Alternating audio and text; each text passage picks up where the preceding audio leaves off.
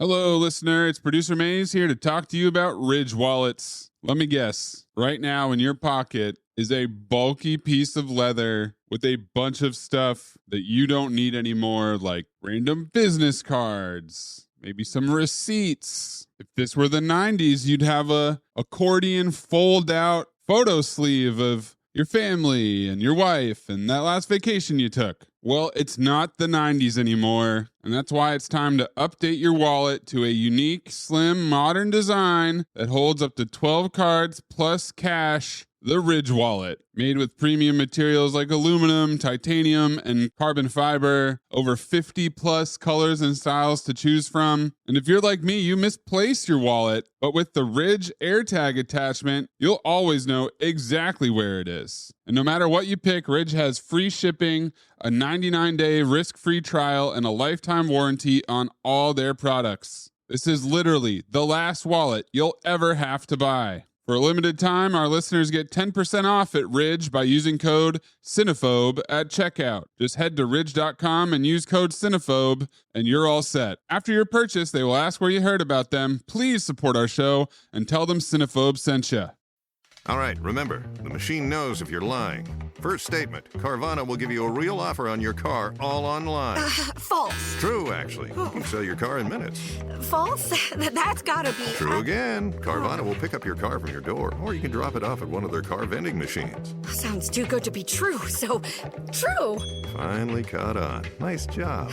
Honesty isn't just their policy, it's their entire model. Sell your car today, too. Carvana. Pickup fees may apply. With new, gentler scented Clorox disinfecting wipes, clean finally smells as good as it feels. On everything from lamps to ceiling fans. Even on your kid's toy shark. Oh, ouch. Clorox disinfecting wipes. Now available in... Ooh, crisp lemon. Find it on Amazon. Clorox. Clean feels good.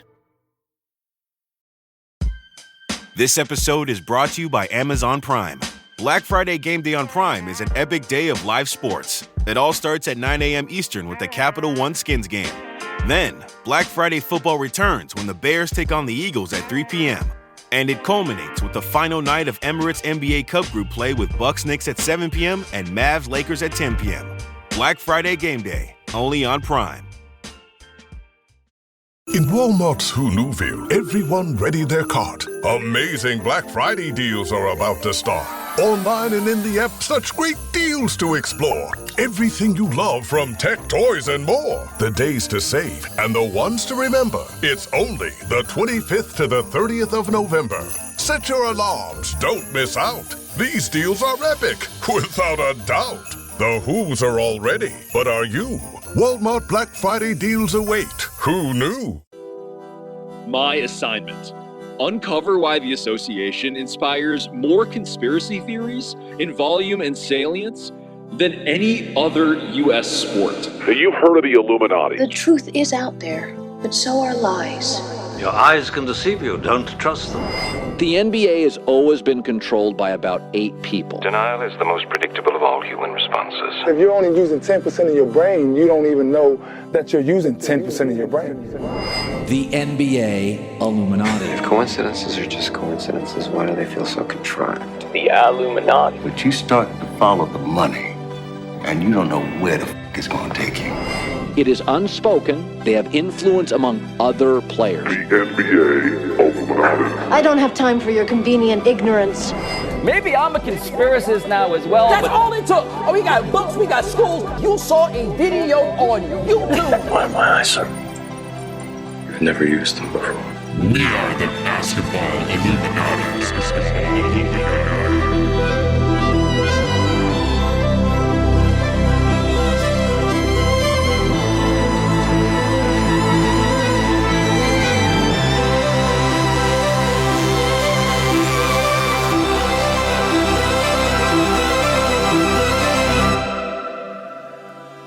This is Basketball Illuminati. I am Tom Haberstroh, and as always, I am joined by the 5-star Illuminati generals, Amin El-Hassan and producer Anthony Mays. Members of the Illumination can support us on Patreon at patreon.com/countthedings. You can also show your support by wearing a third eye hat or a Basketball Illuminati shirt or hoodie, check out the link in the show notes or go to the Count the Ding store on Cotton Bureau and keep that third eye open. We've got a great show today. We're going to bring it back all the way back to the early ESPN days when Amin, myself, and a one Ethan Strauss were just sitting back wondering where our careers would go.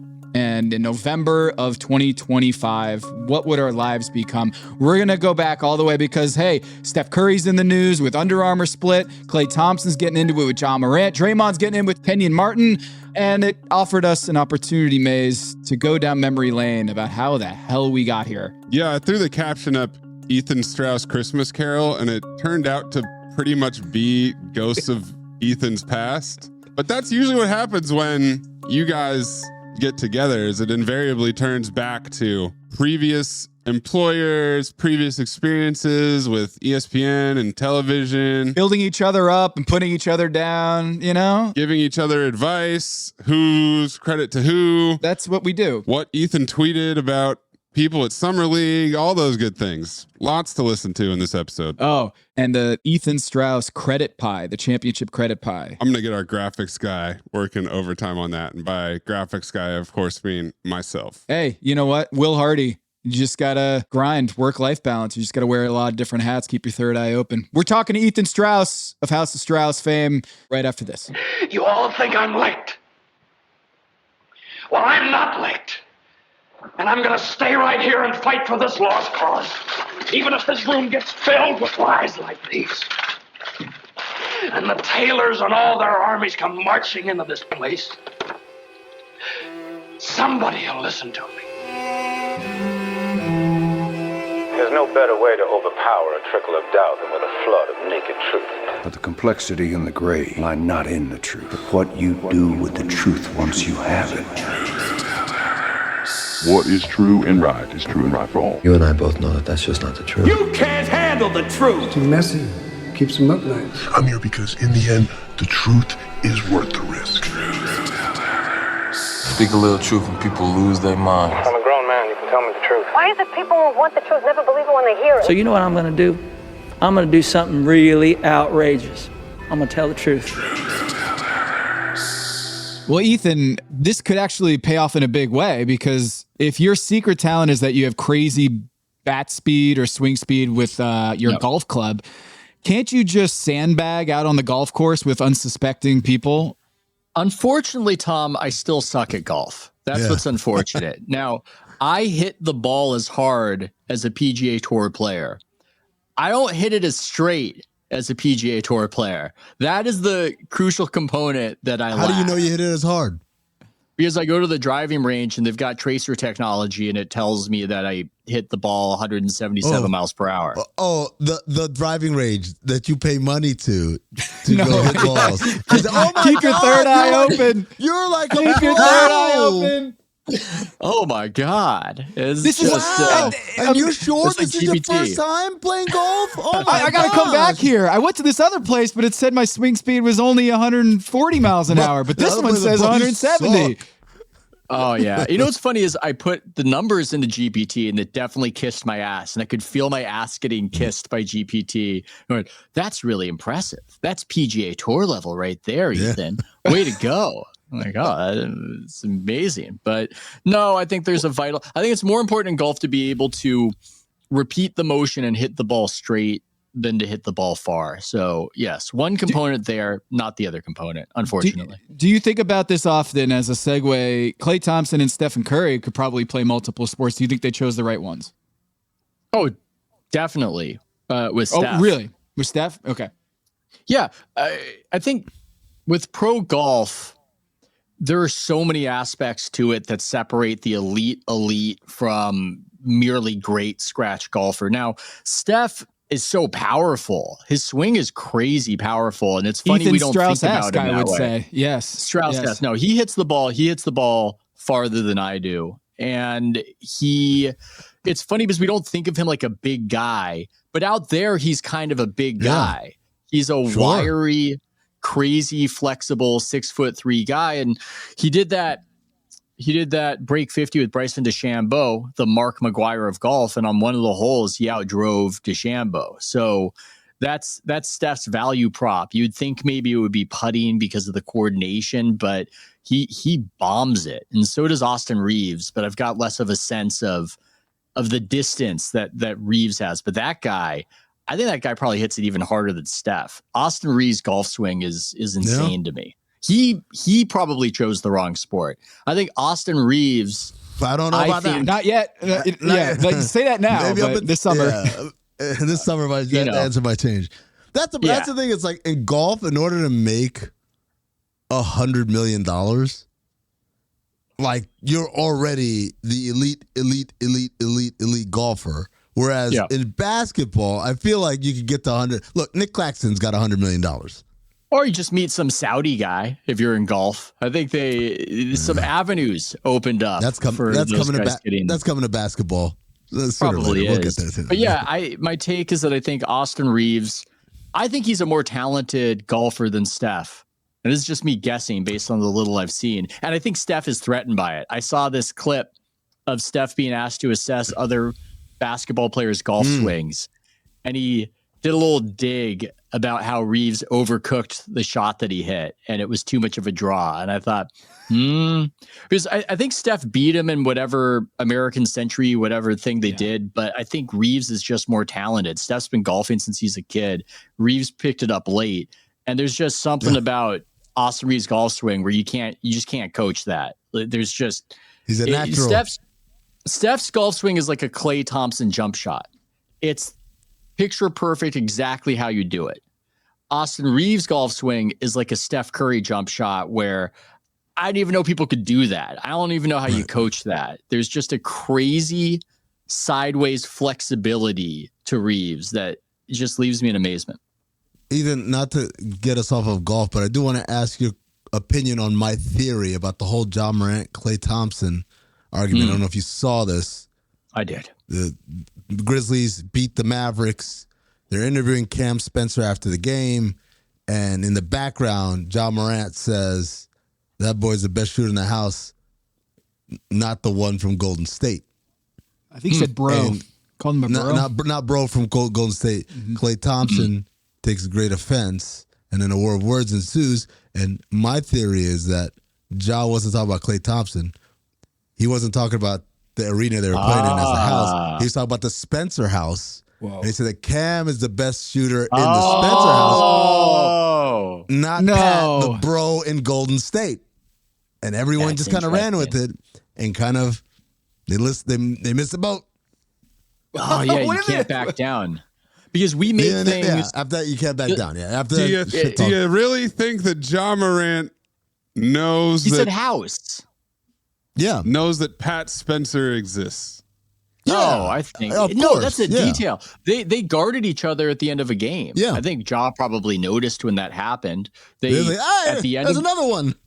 Yeah. They made a big production of it when the Warriors played them. So no, he knows in the house that makes sense. And it's funny because as outside observers, we're always making the story whatever's most interesting to us. Do you remember when Russell Westbrook hit some warm-up shot on Christmas Day and said, thank you, and people thought he said Kyrie? Because what happened earlier is that Kyrie hit a game winner against the Warriors, and it sounded like Westbrook had bitterness for Durant on the Warriors, and so he was thanking Kyrie. But when it was broken down, he's playing on Christmas Day. Westbrook at that time, it didn't even make sense timing-wise. I think he was saying thank you, Kylie, or to somebody who was helping him with the basketball, some team employee or some similar name. But this is what we do. We just fill in the gap. We fill in the gap with whatever we want the story to be, and that becomes the story. We want to believe. It's the old X-Files tagline. I want to believe, right? It's the same thing that Ballsack and NBA Centel barter on. It's like, we're going to make up this story, and the reason why you're going to believe it is because you want to believe that story. That's what was actually happening as opposed to what happened. It's like the Kawhi Leonard Appletime story. Yes. Everyone ran with it because we want to believe that Kawhi is so weird and quirky, he would actually bring apples to a steakhouse. You know what's crazy is that this feels like a very NBA thing. I've seen it happen so many times, especially around the Warriors because people were paying attention to them. I've just 2 times that it happened. They're popping in my head. One of them is, you ever see that meme, that picture? Steve Kerr looked back at it. Do you know what I'm talking about? Yes, where Roz was the sideline reporter. Yeah.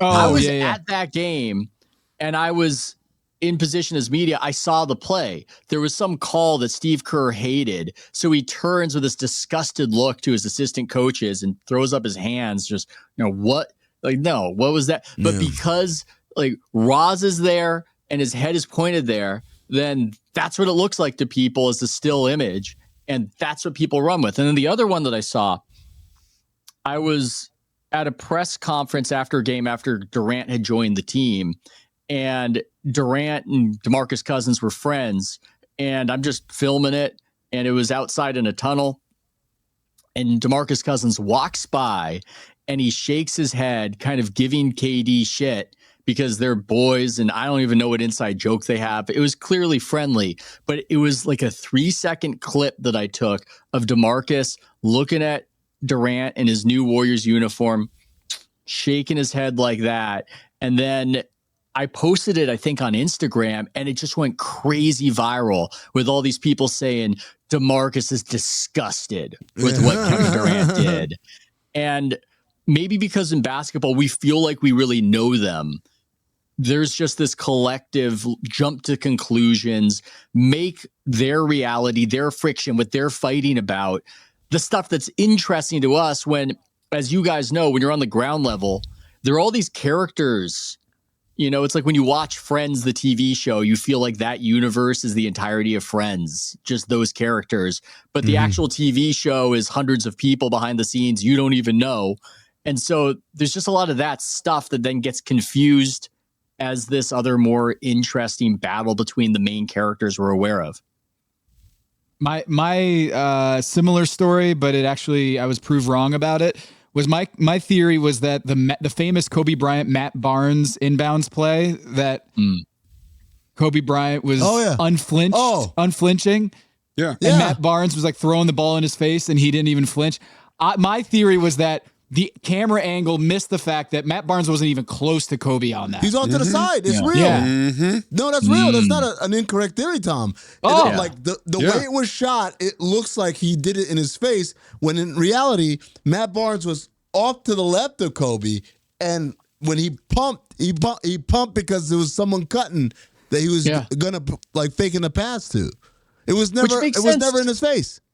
Yeah, and by the way, shouldn't you flinch? It became this whole legend of, oh my God, Kobe's like some sort of sensei, or I don't know, or he's brave. I don't know if it's brave. If somebody's going to throw a ball at my nose, what am I, just some sort of wuss? You're soft. Oh, you're soft. A real man just takes the broken nose. Just leaves it. Come on. No, you don't get it, Ethan. Kobe knew that Matt Barnes was never going to throw it. It's not that he's afraid that the ball's going to hit him in the face. It's that Kobe's so many steps ahead. He knows that it's obviously a fake out. Well, but what you guys are talking about is Matt Barnes is famously the most even-keeled, responsible person in NBA history. So obviously Kobe knew that there's no way that guy would do something unpredictable or hot-headed, of course. You can't bullshit a bullshitter when you're sitting over there and you're sitting over there and I'm over here like, what's going on? What do you have for remember breakfast? What that's from. Cocaine. What is that from? Role models. Oh, God. It's on the tip of my mind. Damn it. What you guys are talking about is optical illusions. You guys are talking about camera angles and trick photography and stuff like that. I like the 2025 update, which is the optical edit. The Malik Beasley looking at the scoreboard and then running down and immediately scoring the bucket, which we talked about. But the best ones are like Jordan Poole. Oh, there's some baddies in the crowd, and then he drops 30 I'm points. Play good basketball now. Whoa. Normally I play bad basketball, but I didn't know there was an attractive woman at the NBA game. I had no idea. Wait a second. You're telling me that this is broadcast to millions of people? Oh, God. I really should start trying now. My God. There are probably a lot of women who might be watching that one. We just like the story. We turned it into our myth making. The one of James Harden performs better after or cities with the biggest footprint of strip clubs. Yeah. And James Harden plays better than in them or worse. I don't remember which side it was. Doesn't matter. Play better. You play better in the strip club cities. That I don't even know if that's true. Like, I don't know who did the research. Actually, that should be our next guest on Illuminati, is finding the person that did that research, did the study on James Harden and the strip clubs, because that feels like the story is even better. We want to believe that one is true, even if it is just a ball sack report. Let's talk about this Klay Thompson thing with Ja Morant, because the morning after I saw the story and I tweeted out that Klay Thompson, after suffering his Achilles tear, has played in more games than Ja Morant, and I got 4,000 retweets on that thing, and I'm still like, people are going nuts. Ethan, why is this striking such a chord with people that in ways that I think is emblematic of the NBA, that people just love beefs and love the actual like talking shit rather than watching the games? I think with any big hit, it's combining. So it's hitting people on a few different levels. I think if it hit people on just one level, it wouldn't be that big a talker. But it cuts to the core of this debate that all these people are having about basketball online, which is ring culture versus individual stardom. And people just like talking past each other. And they go, well, Ja Morant was more of a big time player than Klay Thompson. And then the response is, well, Klay did more for actual winning, so he's the better player because he actually helped a better team.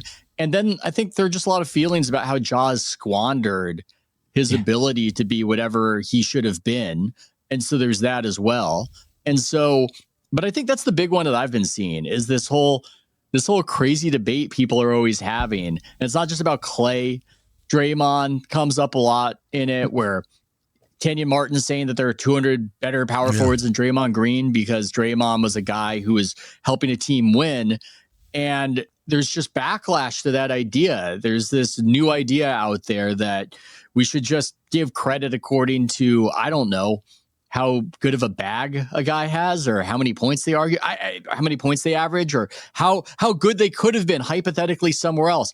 I'm not sure what the argument is, but I've just seen a lot of pushback about people getting a lot of respect for being on a team that wins championships. Okay, you do the pizza pie. Who deserves the most credit for winning the championships that Golden State did? Like, if you could do a pie chart. Where's Ethan Strauss? Joe Lacob's got the biggest slice.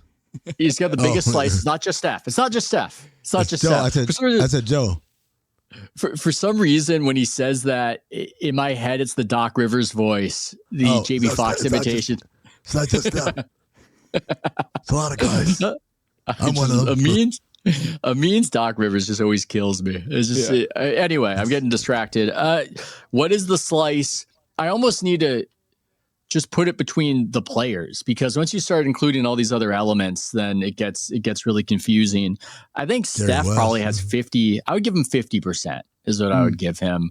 And then I would give, if I'm just taking with the recognition that it's a bunch of people, but if I'm just isolating it to those three guys, the iconic trio, I would go 50% Steph, 30% Draymond, 20% Klay. Yeah. And somewhere Kevin Durant's like, you got this guy, Ethan Strauss. He not even giving me slices of the pie. I did think Klay was 30% would piss him off. Klay has always been a very controversial player too in analytics circles, because he had the 3-and-D reputation, but a lot of the metrics did not bear that out. As defensively, he was always overrated by just like he likes to guard tightly out on the perimeter, but then the metrics were not backing up that notion. And so even Klay Thompson, while he was at the apex of his career, was a very polarizing player. And so that's why it's also thrown into this vortex of Ja Morant. Is I think people don't really know how to value Klay Thompson as a player. Yeah. Well, he also has that decoy value where the opposing coach is just so worried about him and worried about him catching fire and having one of those classic games. That's the other confounder, Tom, is that he's had some of these just massive, ultimate heater playoff games to save the season a couple times. And I think that confounds it as well, because that's not always him. Sometimes he'll go for 9 points, but he's got the game six. The game six is, and I think that's part of it as well. And I my position on it, I thought Draymond altogether was a more valuable player. I think the plus minus when I bear that out, and that's not the conventional wisdom necessarily. It's that Draymond shoots with a backpack on, and he's a glue guy. Therefore, but defense is half the game. He's the greatest defensive player of his generation. And I feel as though I'm always making this argument because Draymond, with each passing year, Draymond gets a little bit worse. I'm not trying to be critical. It's just how people age. And with each passing year, he gets more annoying to people. And so there's more of an inclination to try to slander what he was and forget about it. I think, well, first of all, I would say his offense also has contributions. His passing, his IQ, his direction. How many times you see him telling people to get the hell out of there because Steph is going to relocate to that corner.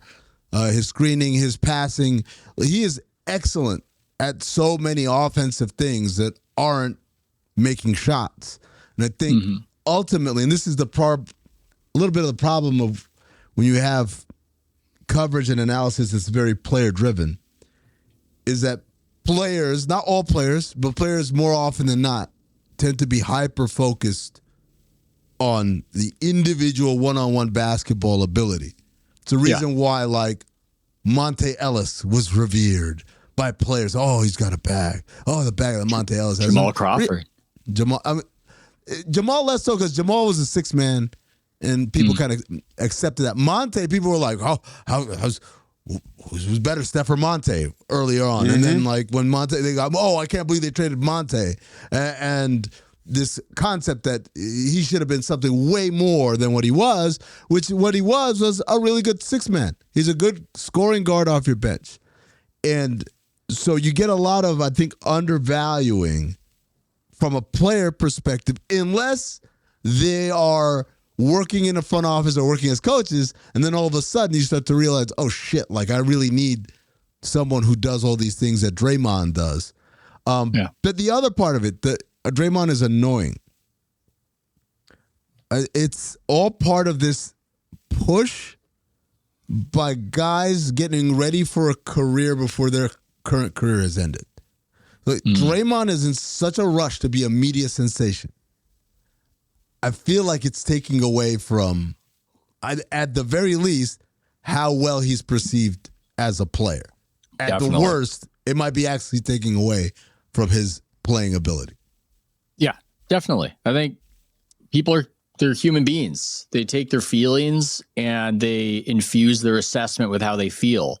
And that happens all the time. And I think Draymond is just annoyed enough people that they're running with this whole narrative that I keep hearing with Draymond again and again. He just found the perfect situation. And to quote Chris Berman, I remember because I was there. There was no, okay, let's roll out the red carpet for Draymond Green, 35th pick. This is the perfect situation for you. We've got superstars all over the place. That's not what happened. There was no opportunity for him. There was no roster spot reserved for him. He was just so good that he could not be denied minutes. He just couldn't be denied minutes. You think Steve Kerr liked Draymond Green? I mean, maybe he'll claim that he likes him now. I don't know. Sounded a little Radio Ethan there. He did. Yeah. No, I mean, look, it was what it was. What happened is David Lee got hurt, and that elevated him. But he was also seasoned minutes, and even a little bit of a sneaky factor in that on those Mark Jackson teams. Yeah. And he was just too good. There was no plan for him. It was just taking a flyer on the second round pick, tweener guy. And so there's an aspect if he fits perfectly with Steph Curry, they've got a mind meld, but it's been retconned to this thing where there was this open slot of who's going to be the defensive running mate for Steph Curry. And they just happened to, I don't know, call this guy down from the stands, and it worked well enough. You know, oh my God. No, Steph Curry, by the way, you know Draymond's value because there are many opportunities where the team would have parted ways with him, and Steph has put his foot down and said, no, he needs to be here. Which, by the way, didn't exactly do that with Klay Thompson. Yeah, I was going to say, who's still on the team and who's not on the team, and who got more credit in Ethan Strauss's patented championship pie? You know what's funny? Ethan said he knows because he was there. I'm going to vouch for him. He was there. He was there at that summer league where Draymond was running point and shooting threes. And Ethan's like, why are they letting him shoot threes? He's awful at it. And then Draymond had to give Ethan a talking down. Like, sometimes you go to summer league to try new things. You don't always go to summer league to do whatever.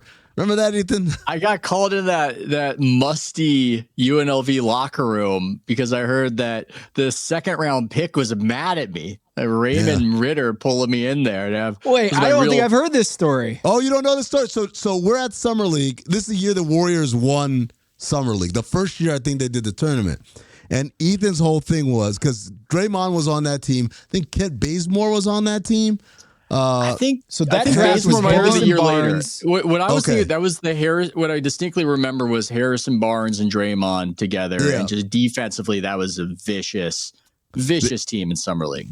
But on offense, they let Draymond basically be point Draymond. He was running point. He was shooting threes, and should come as no surprise, he shot poorly from three. And Ethan, I was sitting next to Ethan because he's complaining the whole time. I'm like, oh my God, it's gone off. Why is this guy? Why are they letting this guy shoot all these threes? He's never going to do that in the game. And so Ethan, I guess some of those words found its way into print. It wasn't just Ethan. No, I tweeted. Music. It was just a tweet. I just tweeted. I had no idea that players read any of this stuff. I was just look at this. This guy can't shoot. This is embarrassing. Look how bad the shooting is. And then next thing I know, I'm getting pulled into the UNLV locker room, which is also a strange request. He must have really cajoled Raymond Ritter. I don't know. He must have really been demanding. He's not Draymond Green as we know him. He's not Draymond Green yet. He's not Draymond Green. And I think Raymond just saw it was an opportunity to maybe introduce the young player to the media and facilitate a better dynamic. And can you tell us how he introduced you? Yeah, can we hear it?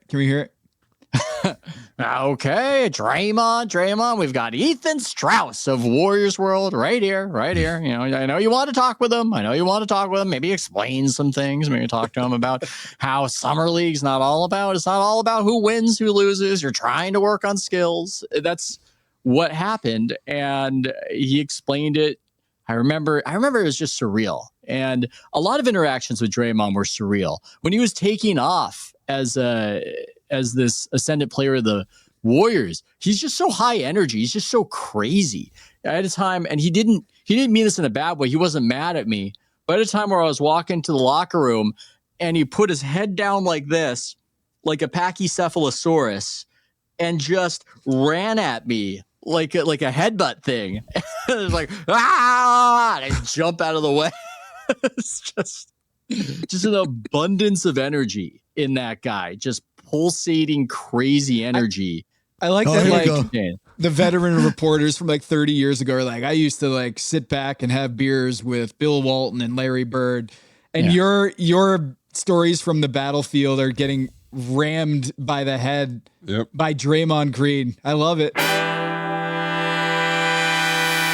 Hello, listener. It's Producer Maze here to talk to you about Chime. You know what really drives me nuts? Fees. Overdraft fees, ATM fees, fees for this, fees for that. And that's what I love about Chime, because they understand that every dollar counts. And when you set up direct deposit through Chime, you get access to fee-free features like free overdraft coverage and getting paid up to 2 days early with direct deposit. Chime is banking done right. No monthly fees, no maintenance fees on your checking account, and you're eligible for free overdraft up to $200 on debit card purchases and cash withdrawals. Not to mention access to over 47,000 fee-free ATMs, which is more than the top 3 national banks combined. Think about all the money that you've lost on ticky-tack fees that you could have saved with Chime. So work on your financial goals through Chime today. Open an account in 2 minutes at chime.com/basketball. That's chime.com/basketball. Chime feels like progress. Chime is a financial technology company, not a bank. Banking services and debit card provided by the Bancorp Bank N.A. or Stride Bank N.A. Members FDIC. Spot me eligibility requirements and overdraft limits apply. Timing depends on submission of payment file. Fees apply at out-of-network ATMs. Bank ranking and number of ATMs according to U.S. News and World Report 2023. Chime checking account required. Listener, listen up. This is important, okay? I'm going to try to save you some money here. If you're still overpaying for wireless, it's time to say yes to saying no. At Mint Mobile, their favorite word is no. You may think like, oh, that's bad. No contracts, no monthly bills, no overages, no hidden fees, no BS. Here's why I said yes to making the switch and getting premium wireless for $15 a month. You heard that correctly. $15 per month. Ditch overpriced wireless and the jaw-dropping monthly bills. And of course, there are all these hidden fees and stuff, but at Mint Mobile, plans start at $15 per month. All the plans come with high-speed data, unlimited talk and text. You're not doing like weekend and nighttime minutes or anything like that. And it's delivered on the nation's largest 5G network. Use your own phone. Don't have to get a new phone. Use your own phone with any Mint Mobile plan and bring your phone number along with all of your existing contacts. I switched months ago. People have asked, did you actually switch? Yes, I actually switched months ago. And I don't know what to do with all this extra money. I've cheated the system here. I've rigged something. This is an Ocean's 11 situation where I'm stealing wireless from Mint. That's how good a deal it is. Ready to say yes to saying no? Make the switch at mintmobile.com/dings. That's DINGS. That's mintmobile.com/dings. Upfront payment of $45 required, equivalent to $15 per month. Limited time new customer offer for first 3 months only. Speeds may slow above 35 gigabytes on unlimited plan. Taxes and fees extra. See Mint Mobile for details. Hello, listener. Producer Mays here to talk to you about Quince cookware, because during the holidays, the kitchen becomes the heart of it all.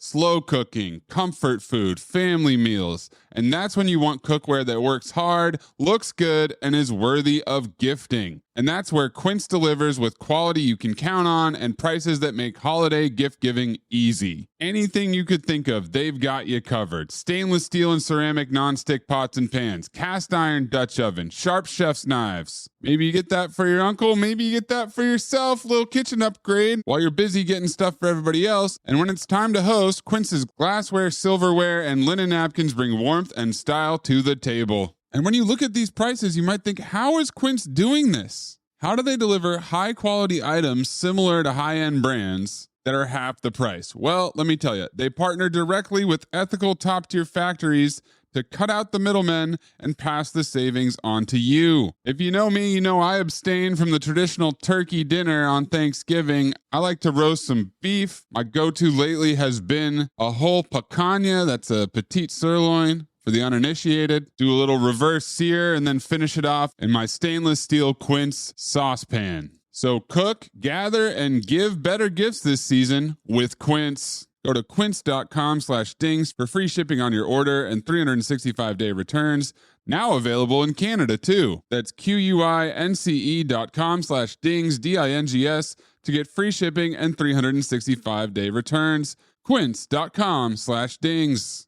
All your favorite NBA players are back, and DraftKings Sportsbook, an official sports betting partner of the NBA, is the place to bet on NBA stars this season. New customers bet just $5 and get 3 months of NBA League Pass. Plus, score $300 if your bet wins, paid in bonus bets. Download the DraftKings Sportsbook app and use code THIRDEYE. That's code THIRDEYE, all one word, THIRDEYE.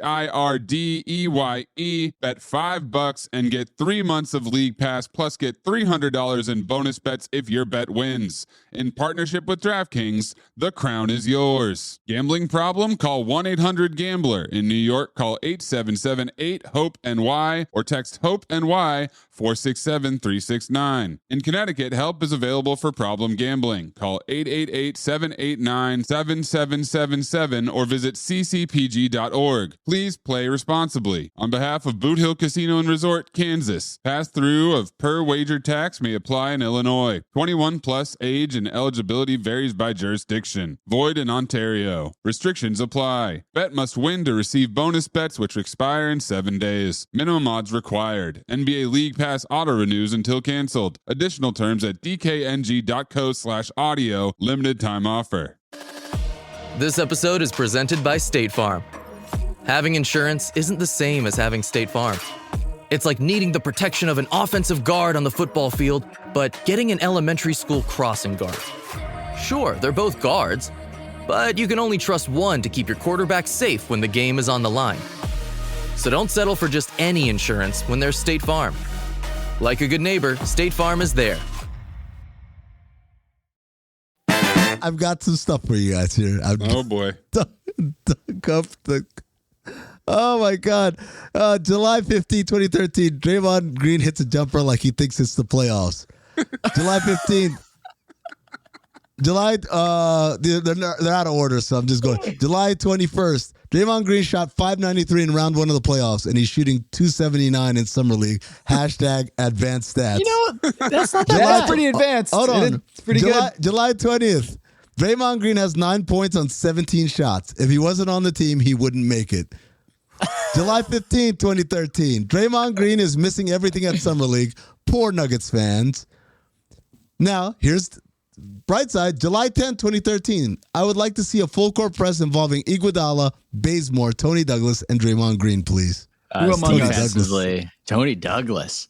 Yeah, I was like Anthony. I was like the Grant Cohn of the Warriors back then. Oh, yeah. That's what was happening right there. Here's a response on July 21st. Someone tweeted, Ethan, does Draymond know you're the one that he tweeted at? And Ethan says yes, and he was good-natured about it. Yeah. Also on July 21st, Zach Harper, Draymond Green in Sherwood Strauss's face. And Ethan replied, Viper Strike. Yeah. God, it's so embarrassing to hear the old tweets, how we used to communicate on there. It's a lot to take. Many interactions with Draymond.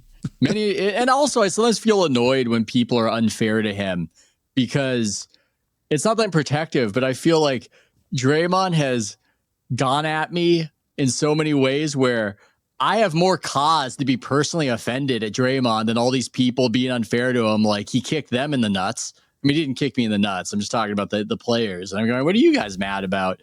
I've been yelled at, called all sorts of names. It is a wild ride. It was a wild ride covering Draymond Green. Let me tell you.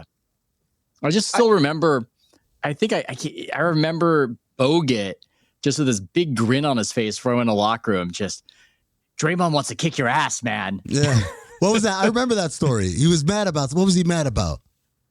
I remember that story. That was when he got into that whole altercation with Steve Kerr and the Oklahoma City Thunder. Oh, right. I'm not a robot. Yeah, I'm not a robot. And he yelled at Kerr to suck his dick and all sorts of other things. Well, is that the same game Steph hit the shot, or is that a different game? It is. Damn. Everything was happening all at once. Erased from memory. That's funny. We did a video about that, didn't we? Yeah. I probably did. It was the most watched non-Christmas regular season game probably of the last, 15 years. That was an epic game with everything happening simultaneously. But yeah, there was that era where you'd tweet at players you'd forget, or you'd tweet about them and it wouldn't even occur to you that they might read it. And that was an adjustment. Bogut talked about Draymond wanting to kick my ass. He also threatened to kick my ass because I just tweeted once that he had a hobo beard. And Bogut? so I would, or Draymond? Bogut. Yeah. So 7-footer angry at you over, Is there anything you would change about your reporting? Yeah. I have a lot of regrets. I don't want to get into all of them because sometimes it has to do with betrayed confidences, or I didn't think I was betraying a confidence, but I could have handled it differently. And especially with the Draymond Green problem, as it was titled in ESPN, the magazine, was something I don't think I handled well. And I actually years later apologized to him about. You're hard on yourself, man. About the way the article came out, or just the headline? The way the article came out. It was too personal, and there were just aspects to it where it felt like something started rolling downhill, and suddenly I was on this thing that was rolling downhill, and it wasn't necessarily my idea to have it roll downhill. Now, the article I think was entertaining. There was nothing made up in it. That was the one where you said he would take the exercise bike into the sauna. Yeah, everybody remembers that part. Yeah, lose weight. It's great. I mean, because It's a ridiculous kind of solution. It's funny, my apology to Draymond. It's like, Draymond, I'm sorry that should have been in there. That was too personal, and it just fills me with such sadness that it's also the best detail. It's just the funniest detail. It's the thing that really makes the article. The crazy. I remember. You know what I remember about that? I don't remember. And obviously, Ethan, you could correct me. I don't remember him being upset. Like you wrote. I can't believe you would say such a thing about me. I remember him being upset because he thought you were his guy. Remember, that was more the robot. That's when it fractured, I think, from his perspective, was the Oklahoma City incident. Because he didn't talk to me for just a bunch of games after that. And I would ask questions after the game, and it was just silent treatment. It was very awkward. And then after a few, I asked a question, and there was that long pause, and then he went, "Okay, Ethan, I'll answer your question." And he gave up he gave it up. But it was always a little frosty after that. And it's weird looking back because it is a long time ago. I think I was in my, I don't know, like late 20s. I wasn't a kid. 10 years ago, asshole. Dude. It ain't that far ago.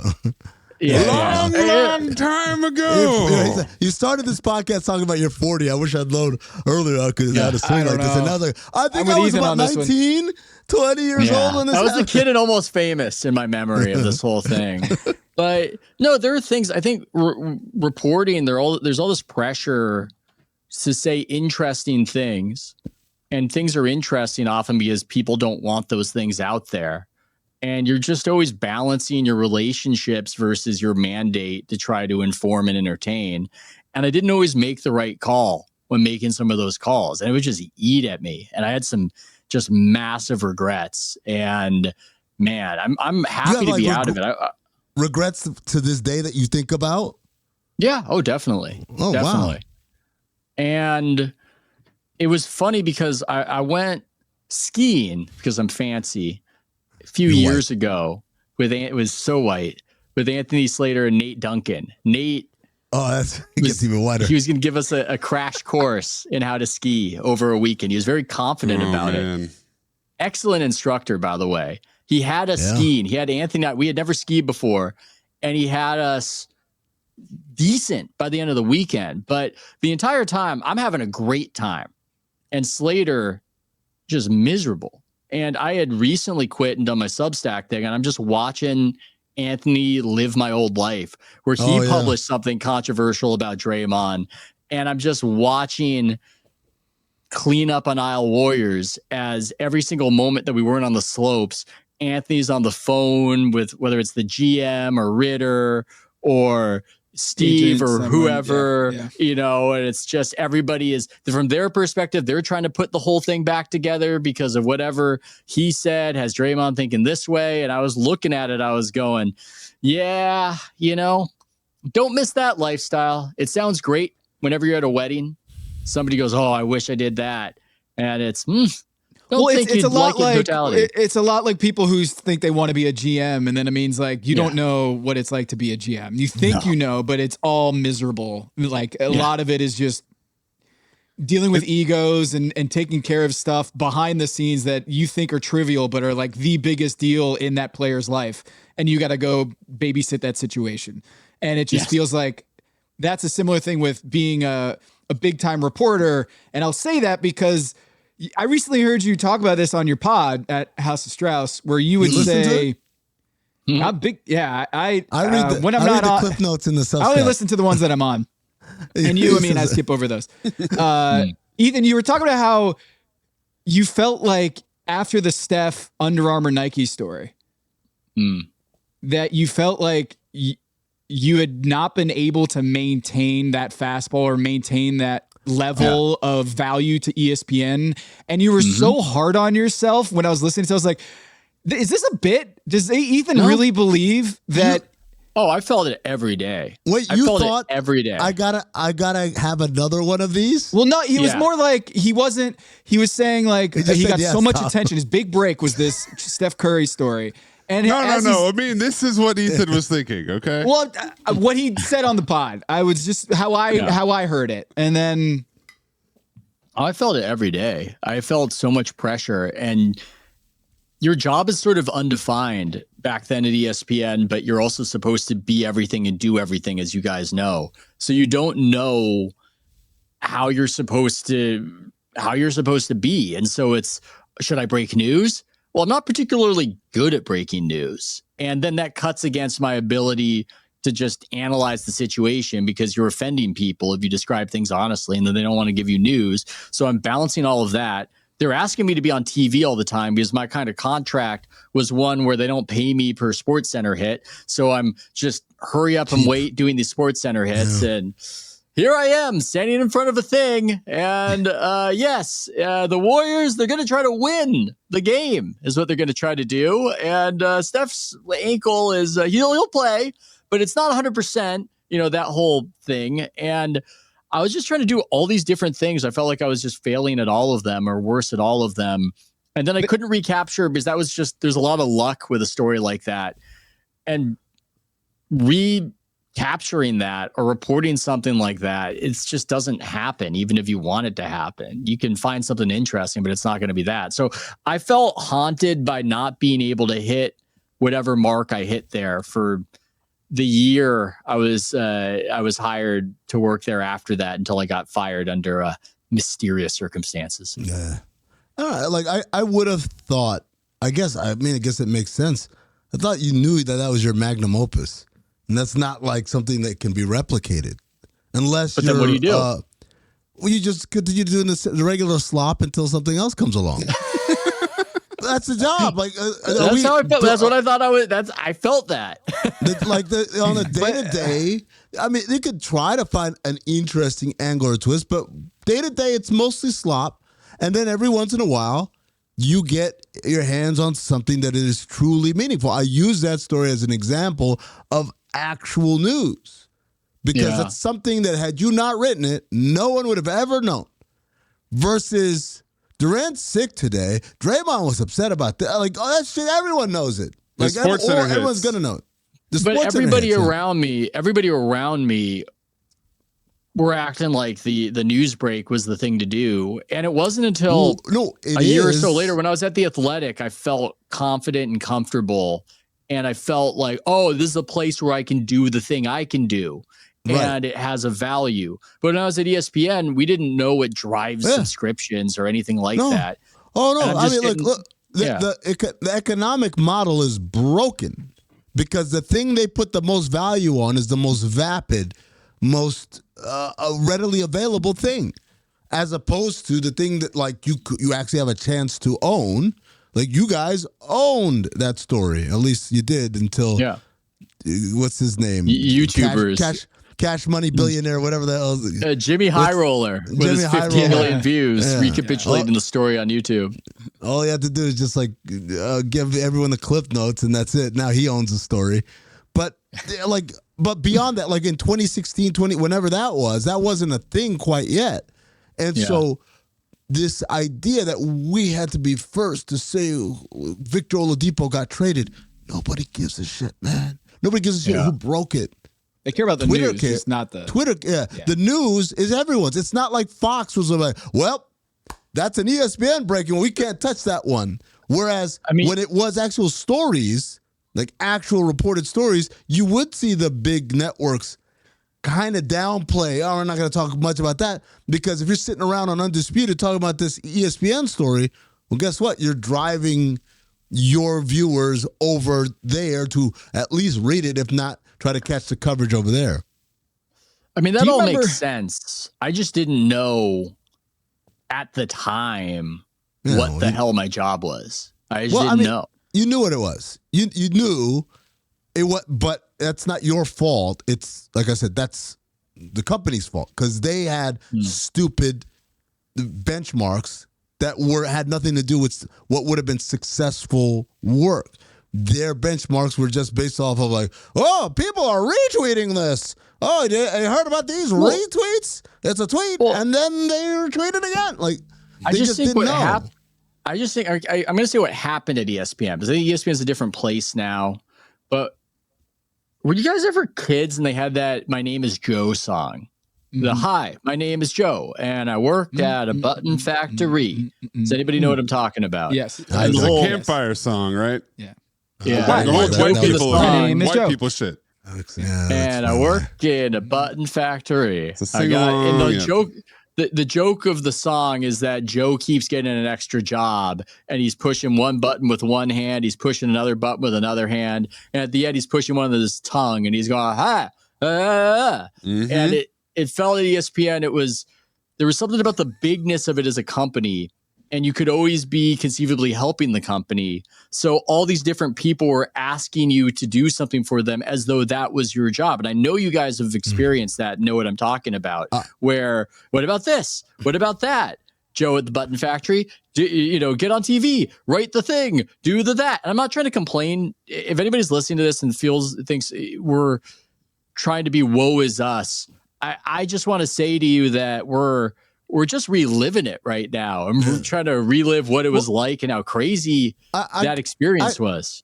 I can explain why that happens at ESPN. And it really, there's no nefarious plan behind it. At ESPN, every department, everything is its own little fiefdom, right? Every show is its own little fiefdom. Sports Center, the 6 o'clock Sports Center is a different fiefdom from the 9 a.m. Sports Center, from the 11 p.m. Sports Center. So basically what happens is this. Every producer at ESPN has a TV on their desk. There are TVs everywhere when you walk around, but everyone has a TV on their desk, and the TV is on ESPN. Not on games, but on shows. And what ends up happening is if they see you somewhere that they deem to be, then that triggers everything. I tell the story about when I first started doing Sports Center, you would go in and you would have either the morning shift or the evening shift. If I had the morning shift, you had to get there ready for the 7:30 a.m. Sports Center. So get there at 6:30, and then you were there until 1 p.m. or 2 p.m. or 3 p.m. And during that time, there would be 4 different Sports Centers, 7 to 9, 9 to 11, 11 to 1, 1 to 3. You didn't know which one you were going to be on. You just had to be there. Then you get an email from the guy from the 7 to 9, hey, we're not going to need you. So now you know you're off till 9. Then the 9 to 11 guy says, we don't need you. Then the 11 to 1 guy says, we might need you. And then they send you some questions. And then when you're about to go on, it's the Bengals so-and-so backup safety tore his meniscus. We're not going to need you anymore. You're good. We got to talk to Josina Anderson or whoever about that.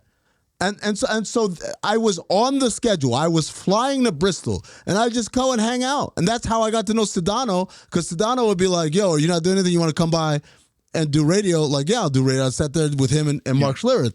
So there was a day where Sedano's producer was filling in for one of the producers on Mike and Mike. Guy was sick, so this guy had to go fill in. And so he was like, Amin was always great on Sedano and Stink. You guys should have him on. So they brought me on. And I thought it was a very vanilla, middle of the road, nothing interesting about an interview. That because I was on Mike and Mike, every single one of those Sports Center producers who had access to me for months were like, you are Mike and Mike? Can you do a 9:15 and a 9:45 and a 10 minute? And it was fucking insane. And the only thing that's changed is you saw me somewhere where you think that's somewhere of prestige. And that's how my Sports Center shit really started cracking. Shout out to Bruce Bernstein who put me in the rotation, but no. Shout out to the guy who was sick. Well, no, Bruce Bernstein is the guy that got me on Sports Center rotation to begin with.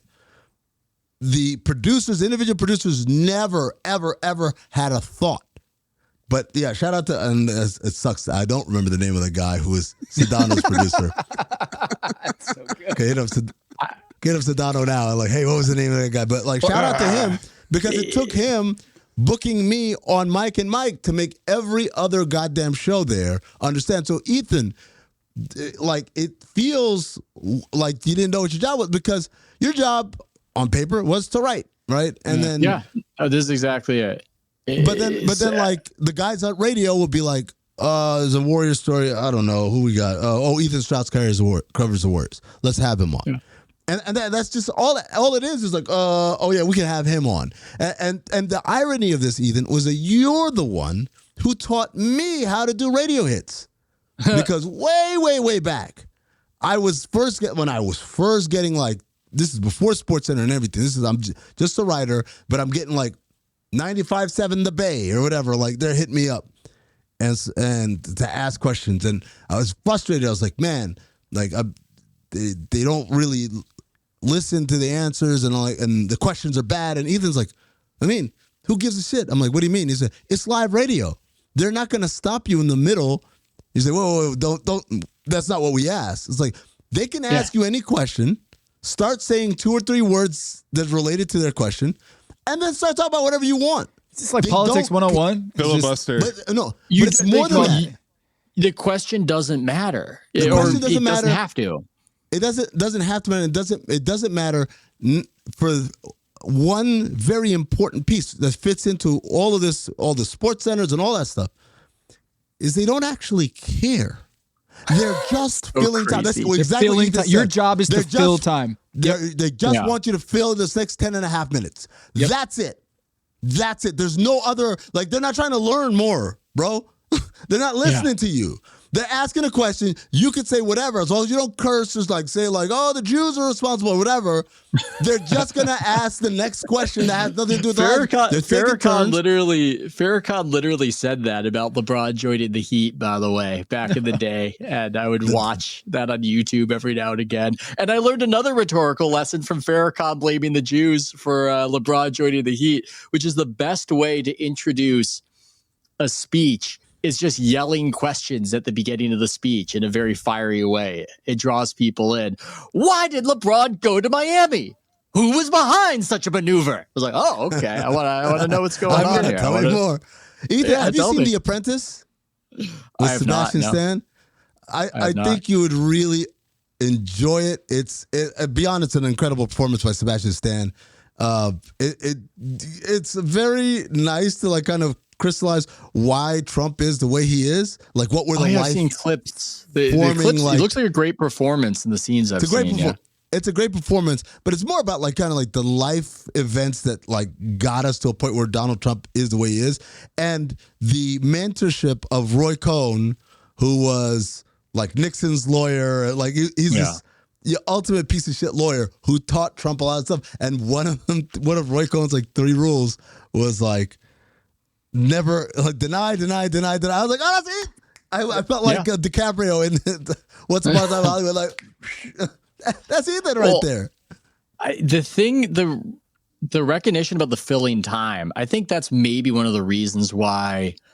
Again, this is going to sound to people, it might sound like a bunch of babies whining, but I think everybody, no matter what your job is, you want to feel like the thing you're doing has some sort of value. And I think the beginning of the end for me at ESPN, we all know what we think caused the end, but what felt spiritually like the beginning of the end was Kevin Durant signing with the Warriors. It was almost like a stakeout where for a week I was in front of Oracle Arena outside talking in front of the arena as we're awaiting the decision. And I'm just filling time. I've got nothing to offer. I've got nothing to say. It's pure blood from a stone. Just, okay, the Warriors are waiting. They met in the Hamptons and this and that happened. Just repeat stuff everyone already knows. I love that. It means coaching him now on... Yeah. It's driving my wife crazy because it's the summertime. I'm out at Summer League. We're at home and I'm just leaving every day to just be off the 880 freeway.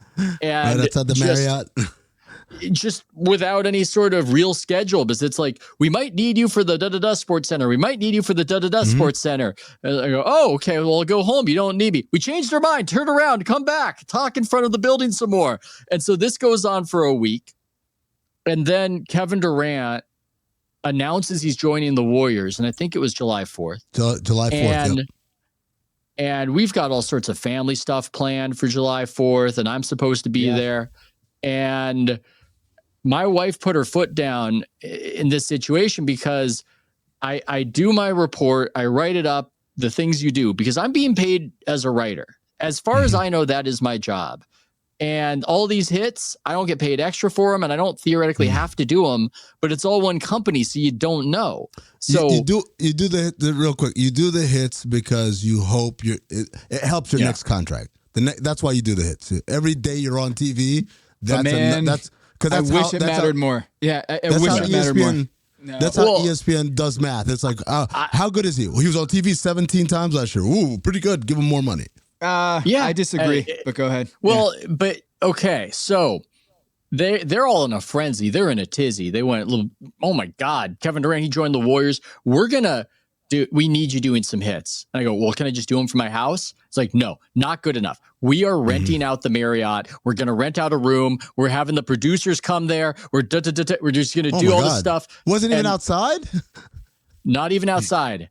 And my wife says, no, I'm sick of this. I'm sick of this. This isn't even your job. I don't know why you're doing it. And I couldn't really justify. This is going to make her sound like more of a stickler or a hard ass than she or actually someone who's is. caring about you and protecting your well-being. We have like a family. We have a family thing, and so I just said no. I don't think I can do it. I don't think I can do it. I filed my story, and I appreciate that you want to rent out the Marriott or what have you, because it was just a week of pretending and a week of like repeating stuff everybody can see online and adding no value. And it was this moment of, wait, am I just going to ignore my family to, I don't even know what? I don't know. And I think when I tell people that story, some people say, well, you're just supposed to do that. And that's what I would do in the same position. And maybe that's true. But I had just kind of had it to that point. And I think that was the beginning of the end where they went, yeah, this guy doesn't want it enough. He's not our star in waiting. He's not going to become some sort of, I don't even know, guy whose name you remember who's on ESPN. And I could feel that. I could feel like I had massively disappointed them by doing that. I could feel it. From that point to the rest of my time there, I felt it every day that I had disappointed them. And that was somewhere in the company. It was known that I wasn't available like that. Yeah. Oy vey. I don't know. You at ESPN, you're conditioned to say yes to everything. And so you said no once. And now you think that that's why you got fired? Well, because ESPN, the way it worked back then, you see that scene from that Monty Python scene where the fat guy eats and eats and eats and eats until he explodes. Monsieur Creosote. The situation at ESPN is you're either, what do they do at Brazilian barbecue where you press the stopper, you got the red or green coaster, you flip it over. It's either green and it's always green, or it's red and it's always red. It's either green until you explode because they're stuffing you with as many radio hits and TV hits and news stories and news breaks as you can possibly give them, and they want more. But if you put that, it is wafer thin. This one more radio hit from the Marriott. It is so small. It is wafer thin mint. And if you put the red button on once, you're a red button guy, and it all stops and you starve to death. That was my impression of that business, that company. Is you're either at just beyond capacity, or you're getting nothing and you're on your way out. This is my rebuttal, because it is fiefdoms. The word no travels very slowly as well. Unless you were hitting no's to every single request, that wouldn't have happened. Because that Sports Center would have been like, fuck that guy. But guess who they don't talk to? Hitting nose sounds like a good euphemism for doing cocaine. But sorry, you were saying hitting nose. What are you talking about? Hitting nose. Well, Ethan, I think what you're describing is the KD thing was another level jump. Yeah, it went from being under, the Warriors, they have some success. They're being covered at one level to now this KD thing is, and Tom could probably speak to this. It's like a heat index level event. Yep. Yeah. Mm-hmm. Yeah. And I just couldn't, I just couldn't follow it where it was going. I just couldn't do it.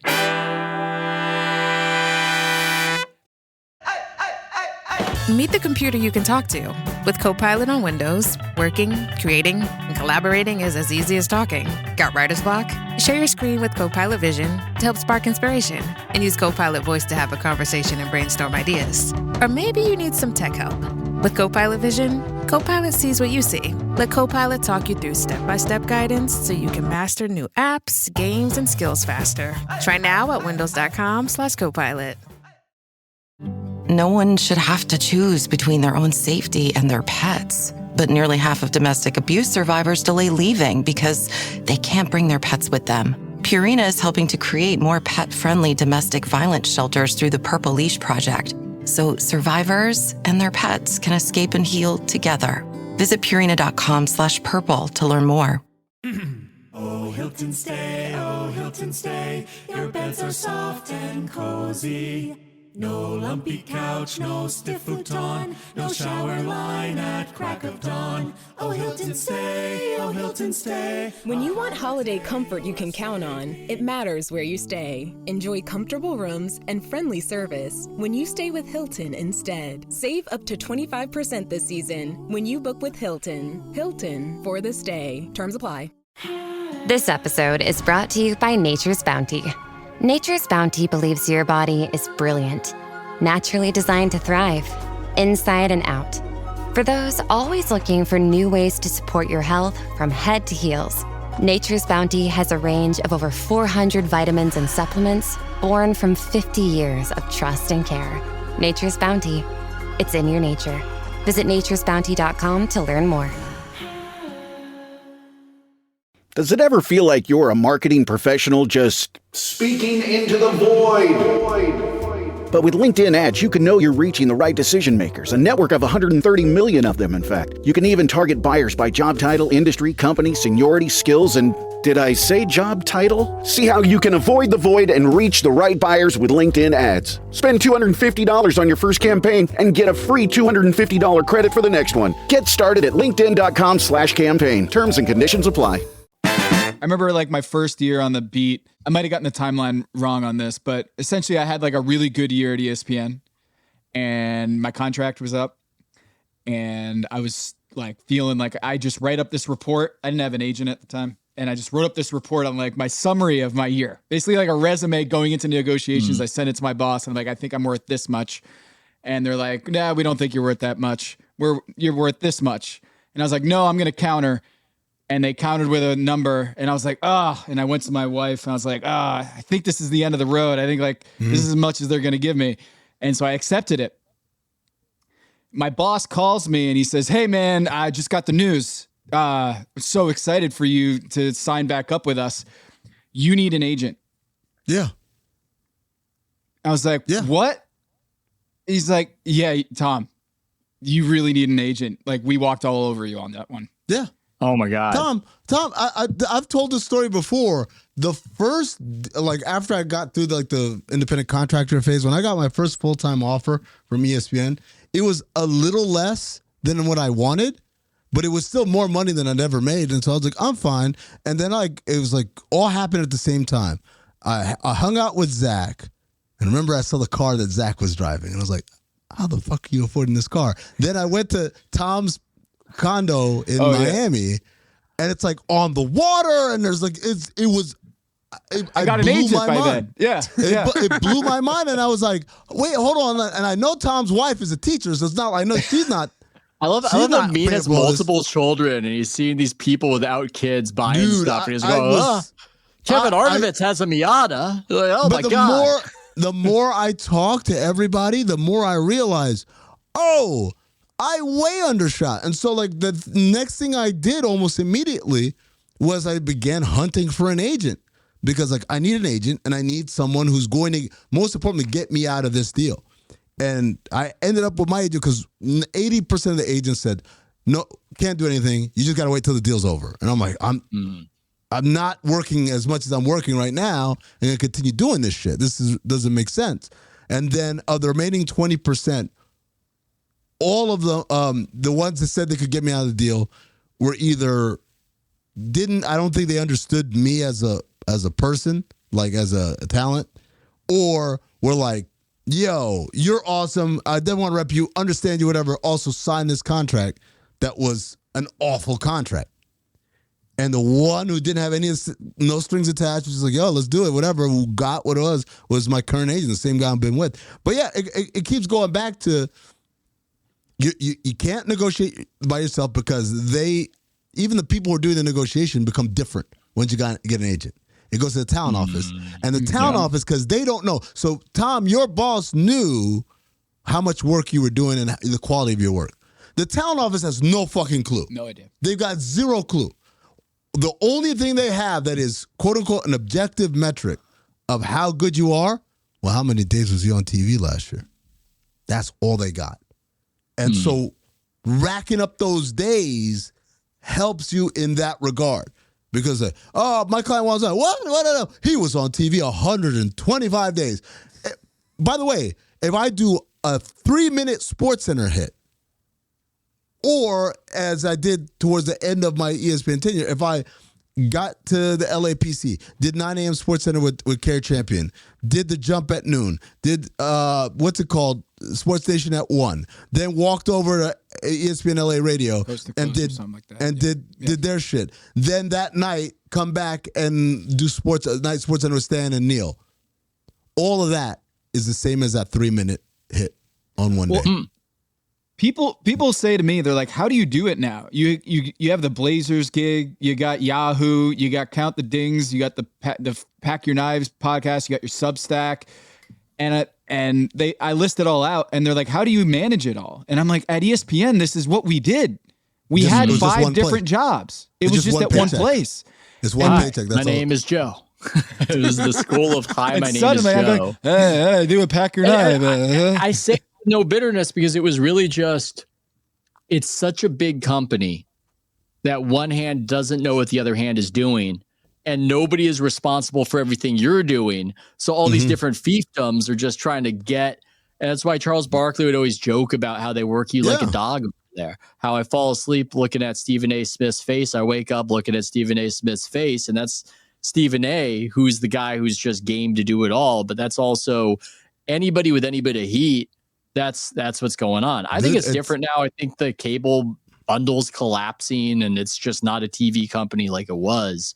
But back then, there's still elements of it though, right? It's like think about all the people who are doing all the shows, right? Think about, like, for instance, L. Duncan and Shanae and Andrea Carter, right? They do a great job. Doing the college basketball, being the studio show for that. You know what? You guys should be the studio for WNBA as well. You know what? Like, it's just like, here's more. Like, because again, this guy, and it's not quite about them as particular talents. I just use them as an example. But the other reality is they don't know what's good and what's not. They don't. Yeah. Everything is just a convenience play in terms of who to put where. So, isn't this crazy though? What you're describing, it just reminded me that we were coming up when there was no Twitter and no counter on your tweets. So no one would know what was good. There was no scoreboard. Yeah. There was no scoreboard until halfway through our careers. Yeah. Well, that was the other crazy thing, is that when I started doing SportsCenter hits, because Twitter at that time really hot with the journalists, and my conception of what's popular is Twitter. And so I start getting on SportsCenter talking about the Warriors. I'm buying suits. I'm buying tailored suits, and I'm on TV, and I'm going, oh my God, I have made it. This is going to be a new life for me, whatever this thing is. And whenever I do a hit, I get no reaction on Twitter. The worlds were just different worlds. There was no reaction. In my mind, I would go on there and I would give my incredible takes about the Warriors. And I learned very quickly that it was the Amin thing about fill in time. And none of it was connecting at all with this online space. It was what happened to those suits? Tweet that out? I think I have a couple of them. I got them from a guy who went by the moniker Jack Armani on my honeymoon in Thailand. I'm sorry. Holy cow. Yeah. Hold on. This is we don't have enough time, but we have to play this Will Hardy clip that Tom sent. But the suits from Jack Armani on my honeymoon. Jack Armani. He was an Indian Thai gentleman, and he went by the self-given name of Jack Armani. We don't have to do this Will Hardy clip. We do. Okay, we do. Fine. I saw this this week. I'm wondering what you guys think of it. This is Will Hardy, the coach of the Utah Jazz. I know this is unpopular for a lot of people now, but if you're young and you're seeking work-life balance, you just sign up to be in the middle forever. Work-life balance is earned, in my opinion. That comes later. But I was 22 years old, and like work-life balance, it's like work was my life. I didn't have kids. I wasn't married. And so I really just tried to pour myself into that. And does that mean that I did everything right? No. But it also means that I did have to pick and choose a lot to miss certain things. I missed holidays with my family. I missed weddings. I missed going to visit my college teammates. Everybody's getting together this weekend to go meet up somewhere. And I can't be there. And I think that it's easy in a vacuum to say like, oh, I want a job that has balance and that's how I'm going to be happy. And that's fine if that's what you want. But if you really want to chase something, if you really want to try to set yourself apart, I think work-life balance should be the last thing on your list. Oh, yeah, it's true. No, I don't disagree with any of that. But I think Will Hardy is somebody who has a deep passion for being an NBA coach. And he's forgoing the balance because he's chasing that. I think I found myself in a situation where if all I was doing was trying to be the next Wright Thompson, then maybe I pour myself into that and I don't have good work-life balance. But once I'm just on TV being a talking head, I'm not really saying anything that's connecting with anybody. I'm just filling time. It becomes this question of, well, what am I chasing? What am I foregoing for that? Just money? Like trying to be famous? You know, like what am I doing? There's well, first of all, the idea is that through money and fame, it does open the path to you being the next Wright Thompson a lot easier than not being rich and famous, right? Because those things open doors. And in the same way, it's like, yeah, there's shitty shit that Will Hardy had to do, like fucking stock the fridge and unload the bags. Oh, how is this helping me be a better coach? It's not, but it paves the way for you to be able to do those things. That's no. There's nothing he said that's like groundbreaking, revolutionary. It's just these stupid fucking lazy kids nowadays. Like, you're 22 years old. Like, there's like, remember that Facebook post? The guy who was like a social media manager for the NBA, but he still had the login, and he like the complaints like they make me work 13-hour days, and I only get paid $65,000. I'm like, you spoiled brat. Like, that's the life. Yeah. Go do some other shit. And that's why I didn't enjoy where I was at in 2016, 2017, but I made the choices I made. Like, you can walk out the door, you don't like it. Sorry to interrupt your rant to start ranting myself, but no, it's not a lament. It was more like, I felt like I was getting button factory, but I don't look at that as anybody wronging me. It's just, you can leave or you can stay, and these are the options. Yeah. I would also say you getting button factoried. You got it to a place where now you can do what you want. Imagine if you early on you said, I'm not doing this. You think you could do the Substack and have this kind of success? My name is Ethan, and I write for my personal Substack. I'm a self-button factoryer right now is what I've turned myself into. You've turned the button factory into, a multinational, like, covers. It makes all kinds of buttons. It doesn't just make all the boring buttons for Jack Armani suits. I need one of those suits. I want to go to an event in early December, I'm hoping I have one of them. What they call stand-up, the first stand-up I did, American Airlines Arena. Stand-up is like when you're I'm reporting live from the court here at Ethan didn't want to do. Yeah, I was so nervous for the first one I did at American Airlines. I was like 26 or whatever it was, and I did the whole hit, and I got back, and my brothers texted me because they watched me on ESPN, and they said, "Hey, great hit. Your fly is down." Dude, you know what happened to me? And this is using the wisdom I gave Amin on you don't have to even respond to their question. Remember those IFB, the earpiece? Yeah. So if you're really a true TV pro, they make one molded specifically to your ear. But this is all happened so quick with the Warriors that I have one of these cookie cutter ones. Disposable one, Yeah. Well, and I'm in Minnesota and it's pregame. I'm on the court in my suit feeling like a big deal. A lot of buzz, a lot of energy in the arena for these Warriors. And I'm doing the hit. And as I'm doing the hit, I've got this horrible feeling. I can feel the IFB sliding out of my ear. It's the pop It's out. the worst. I can feel the slide. I reach to catch it. It's too late. It falls out. But I'm live on SportsCenter. Wait, out your ear or all the way down? It fell out of my ear. I'm live on SportsCenter. You just got to do this. You got to do the, I'm Ethan Strauss. Everyone's used to seeing that in the movies. But you can't hear anything. Hear them. I can't hear them.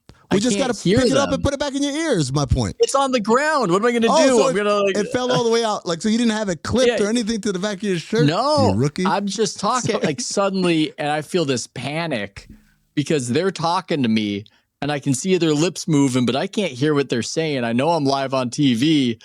So I just freelanced it with the two things that I thought I was going to talk about. And I went, yep, it's certainly a situation. And you know what the thing is? Yeah. That Steve Kerr is really emphasizing right now. Nobody cares. And I don't think anybody cared. Nobody cared at all. But it was a crazy thing where I couldn't hear them. And I was just sort of, you just set your own reality. You just pretend it doesn't even matter what was asked. Nobody cares. It's all just stuff at the airport with the volume down. Yep.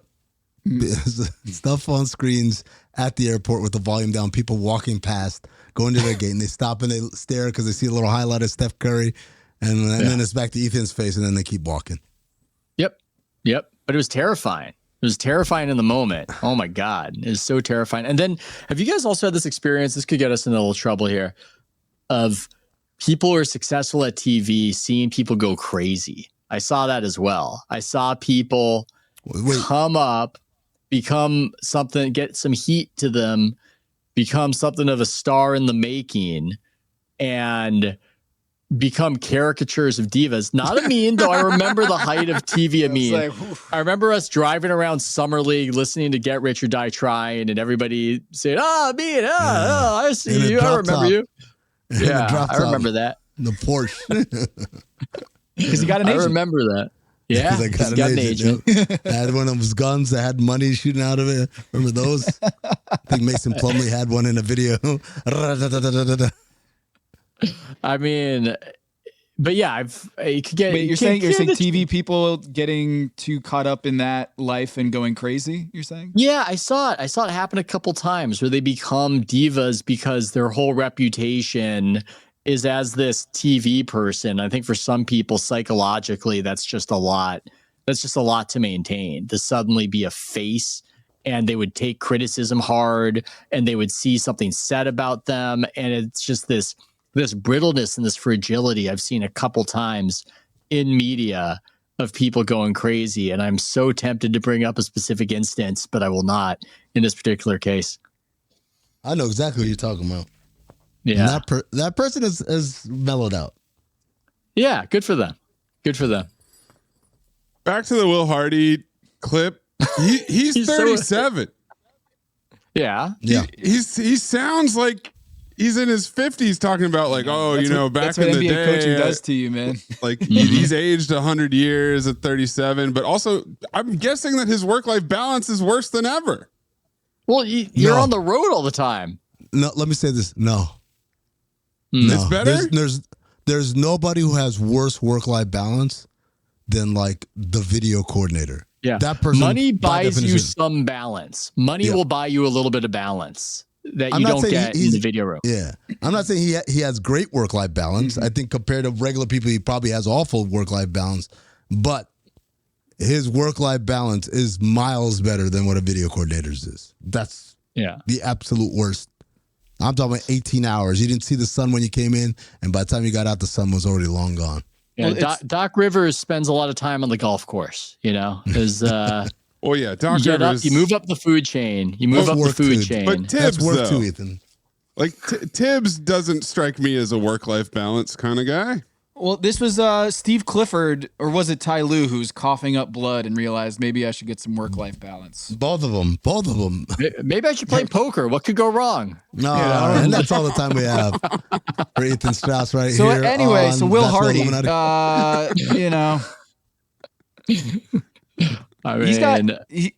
Will. People were like, "Hey, man, I can't imagine what his life is like. He's been like, year 5 of this rebuild, and he just got an extension, and it's like that must be a miserable job." And I think he would be the first person to tell you, like, "Wait, Will Hardy's been there for 5 years? Things go quick. Holy shit, man! Yeah, goddamn, 4 years. This is his 4th year. Yeah. Holy shit." And here are Will Hardy was a video coordinator when I was. You know that? Wow. Well, different paths. 37 wins, 31 wins, 17 wins, and on target for another like 25 win season. And he'd be the first to tell you, like, look, we get paid millions of dollars to work in a toy department of human affairs, the old Pat Riley line. And so I think he's going to be doing okay. But I that struck a chord with me because in the Heat Index days, we would be working nonstop, wall to wall. ESPN radio, TV, chats, DDL with Zach Harper, just nonstop because the faucet never turned off. Like the Miami Heat were. Has there been an NBA team, Ethan? You're probably the closest thing to come to the Miami Heat 2010 season. Yeah, but the difference is that you guys were resented weirdly. Yeah. I mean, we were resented too because the Warriors were resented because they were winning, but it was different. The Heat Index was this thing of LeBron had angered people, and this was controversial that back then in a way nobody cares about now. But for those of you listening who did not know about this, they launched the specific section at ESPN to cover the Miami Heat in a way that they didn't do for any other team because obviously any other sport. Because the Miami Heat were just the biggest story in sports, and the decision was the biggest story in sports. It all made sense. But there was this is not done. This is not sports journalism. This isn't how it's supposed to be done. This is ESPN breaking boundaries. And it was this scandalized response that I swear to God existed that seems just totally bizarre retrospectively.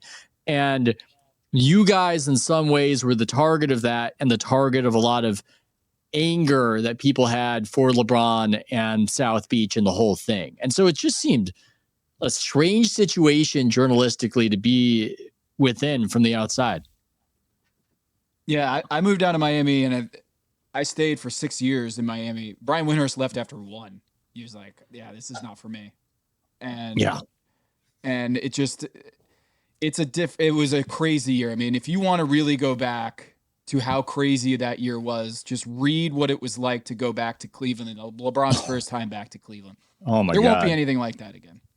No. People don't care about sports as much now. That sounds like a big claim, but I think with each passing year, society cares a little bit less about sports. I know we've gone for like 70 minutes here, but I just saw that Netflix just killed the NBA starting 5 like series. The documentary series. Mm-hmm. And people care less about sports. I just saw that Joel Embiid and Paul George are sitting out tonight's NBC game. And I'm just sitting here being like, is it just Ja Morant and Klay Thompson that what people care about? You know? More fun. I'm looking at LeBron's first game back right now. The energy in the building is just insane, and all the fans are standing. They're all standing before the game even starts. You're talking about the Cleveland game. Yeah. I thought you were going back to Utah last week when Kevin Love got nutmegged. No. Like, which one are we? No. Yeah. Also, Quaker, there's some sort of Quaker steak and lube apparently made a bunch of signs for people. It seems odd. That seems strange as I'm looking at what's going on in the building. But What? yeah, What? it was the more. That doesn't seem strange at all. I didn't know that there was company, right? I've got a 106 KMEL sign from the Warriors Cleveland Finals on my wall right now. It's an easy brand opportunity. You jump on it. The Quitness sign goes kind of hard. That's a good one right there. Yeah, it's oh my God, so many fans. It seems like it's almost like a sign per fan at that game as I'm looking at it. Ethan was definitely listening to your comment, Tom, and I definitely was not. Definitely percolating a lot of thoughts on how to respond. Good, we don't have to shoehorn that discussion. We can just Tom, is it as easy as everybody's got an entertainment device in their pocket 24/7, and so they're not locked in on games the same level? It's not just that. Okay, so to Tom's question, which I did hear, it's just the NBA players are too knowable. We get too much from them. It's oversaturation. So, and they're always talking online. The NFL guys are a little bit more at a remove. So when they do quarterback, there's more of a sense of, well, I don't really know what Mahomes is like outside of the press conference. I want to know what he does day to day. The NBA players, they don't have a helmet on. You just feel like you know them. You get all these games of them.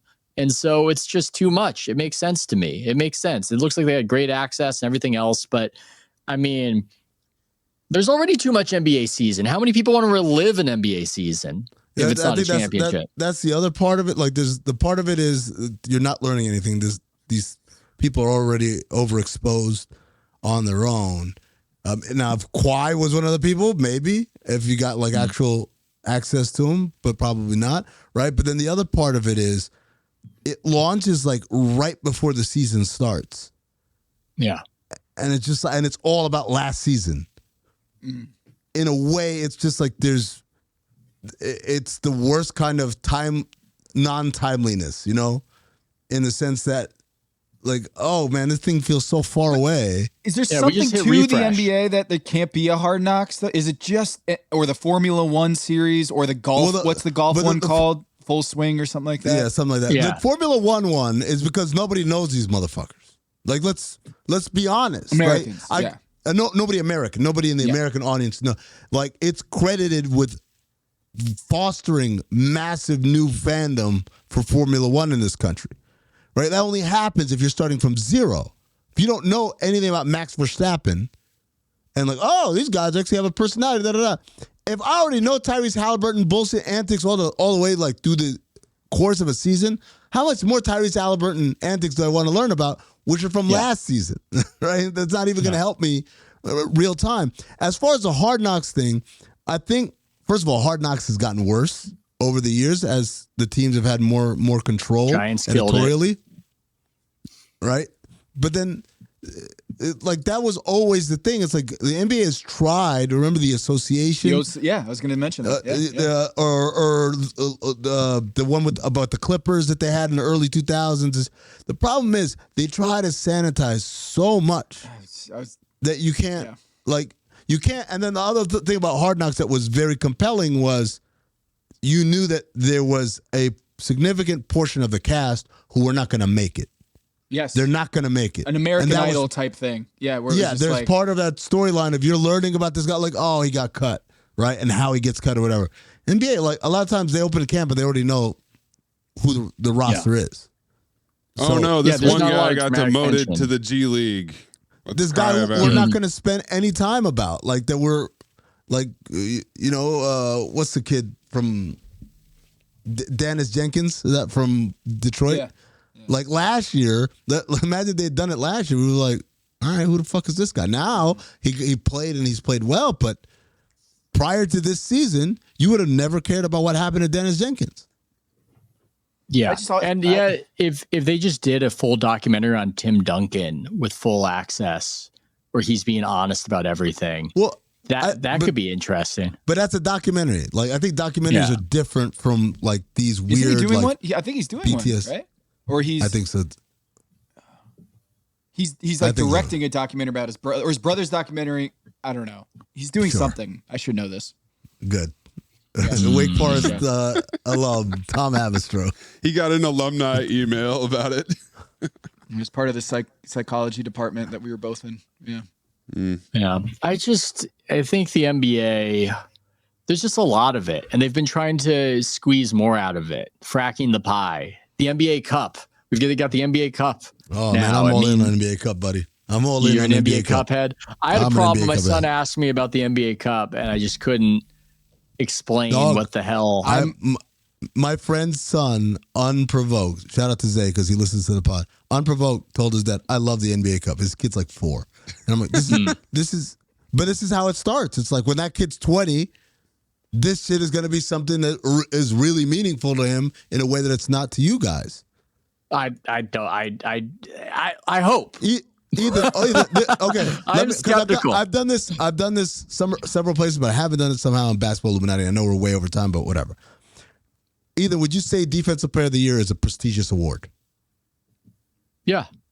Do you think most players, not all, but most players would love to win a DPOY in their career, right? Sure.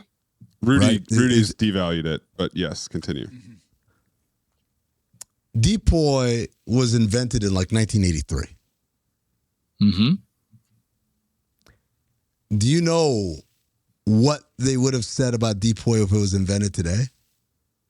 They'd say it's an award. It's a gimmick award for all the losers who ain't got a bag and can't get buckets. So we had to give them something. Well, they say that now, but yeah, I take your point. But you wait long enough, it becomes institution. Nobody cared. Like Mark Eaton was winning DPOYs back. Like, they literally didn't give a I shit. know when they started. But here's the problem. Here's the problem with the NBA Cup. My son liked the different color on the court. But I think the problem with the NBA Cup is that, unlike with DPOY, I can succinctly tell you what DPOY is. I can easily explain that to you and why it's a big deal if you win it. Can you do that for me for the NBA Cup? It's a little tournament they play in the middle of the season. Does that sound compelling? Yes. To a child? Yes. To a child, get a trophy. Yes. You want, if you're a child, you want the colorful courts, and it's a tournament, and the guys are playing hard, and your first MVP was LeBron, your second was Giannis. Like, clearly the best players are trying to win this shit. And they get the picture, and they raise a trophy, and all that stuff. Yes, a child is going to watch that and be like, this is important, just as important as all the other shit. So when that child is 20 years old, and let's just assume your child or my buddy Zay's child is an NBA player, he's going to list all the things I want to win MVP and finals MVP, and I want to win DPOY, and I want to be all NBA, and also I want to win an NBA Cup and be an MVP of NBA Cup.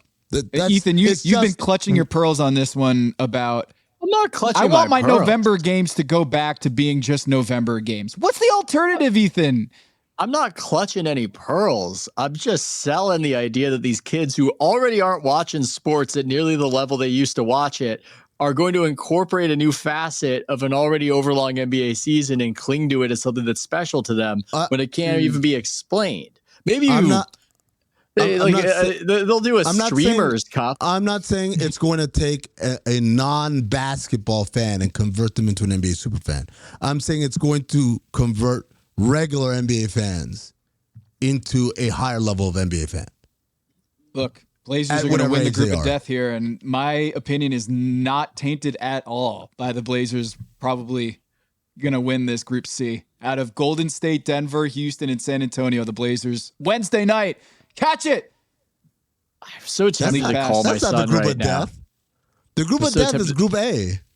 No, it's West C. See? Are you kidding me? It's not West A? See the wildfire starting to spread? We've got group of death debates? How did you pass on this? I feel like I'm talking to some astrophysicists thinking everybody knows about West Group C, baby. All the kids love it. And we got the tiebreaker over the Denver Nuggets because of head-to-head, you know? And then it's point differential after that in the 4-game round robin. Yeah. You know? Every point counts. I hope. I want my son watching more basketball. I hope it grabs Well, I also him. think this is the embryonic stage, Ethan. Like, I think the NBA can't say this, but I think the plan is that the fully formed NBA Cup is like in 5 years. but they want to lay down the track. You just got to keep doing it. You literally just have to keep doing it. I'll explain that to my son. I'll explain. Just Look, it's not the championship, but they do get a trophy. Is it the best team, Dad? No, it's not the best team, but it's the thing for the team. He asked me to explain it. I explained it. He had no response at the time. Now you're going to go back and make it hard to explain. It's a little tournament they play in the middle of the year. He just asked ChatGPT to retort and needs response. Ethan, have you ever planted something in a garden and tried to explain that to your kids? Yeah. You plant a seed, and they're like, what? Okay. Where's the tree? Where's the tree? Where's the strawberries? How does the sun work? Why does the sun make it you grow? water it every day, and you nurture it, and then it grows, this, and then you reap the bounty of the fruit. Whoever wins this, it's not the best team that wins this, but we're doing this until later they can figure out how to make it seem like more of a thing, and they make the courts a different color because they think that you're into that kind of thing. Well, every Friday on Amazon Prime. I'll give you this. Giannis winning it and then saying, I don't want to celebrate this was maybe a bad idea for the PR of the league. I would say so. They got like, I don't think this means anything. Let's not pop the champagne. Let's go home and get back. And I'm like, oh man, Giannis didn't get the memo. They need some memorable feature, like at the Indy 500, how you drink milk when you win. How about the players as some sort of tradition, some sort of celebration, get to just pour a Gatorade vat over Adam Silver's head at the end? It's just something to visually arrest us, to grab us. That you get to do that to the commissioner. They should get the Pop-Tart mascot. It's like from the double Pop-Tart dare. Bowl. Like really try to make it appeal to the kids. Somebody's getting slimed. I don't know if it's the commish. I don't know. It's somebody. And then your kid will really care. We figured it out. He'll want to watch people playing Minecraft and narrating it. Yeah. Hey, so our listeners can. We gotta go, man. We gotta go. I'm just saying, as we go out here, what is your swing speed so our listeners can compete against Ethan Strauss on his golf swing speed? I don't know what my average swing speed is, but I think What's your PB? If I hit, my personal best is 177 miles per hour. Gauntlet. No. Sorry, that's ball speed. That would be insane. If I had 177 mile swing speed, I would be like Happy Gilmore on steroids. No, I don't know what my swing speed is, but it's whatever you reverse engineer a personal best the exit 177 velocity. miles an hour. So if you look up GPT to say what's that swing speed, then that would be my personal best swing speed for what would hit a ball 177 miles per hour. But no, that would be according to Top Golf.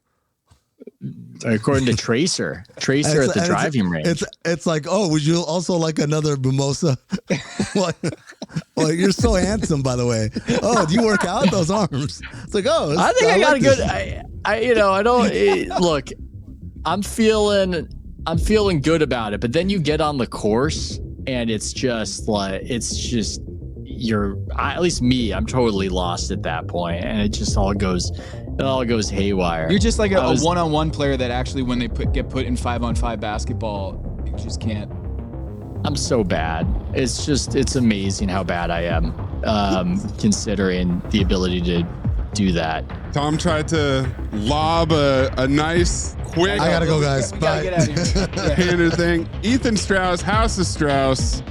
Hit his Substack. You know the deal.